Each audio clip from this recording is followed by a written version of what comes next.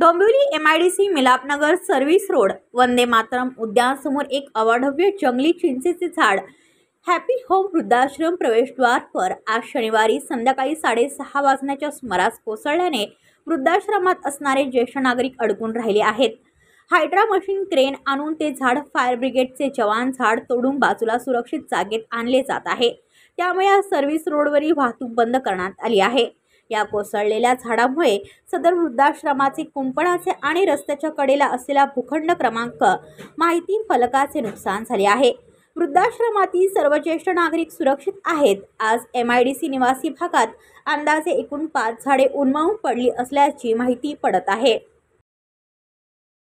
Bureau report Dombivli, आपले वृत्तप्रहार। तुमच्या आजूबाजूला घडणाऱ्या घटना पाहण्यासाठी आपल्या वृत्तप्रहार वाहिनीच्या YouTube चॅनलला सबस्क्राइब करा। तसेच नव्या व्हिडिओची नोटिफिकेशन मिळवण्यासाठी बाजूला असलेल्या बेल आयकॉनवरती क्लिक करा। प्रत्येक बातमीला लाईक करा आणि शेअर करा।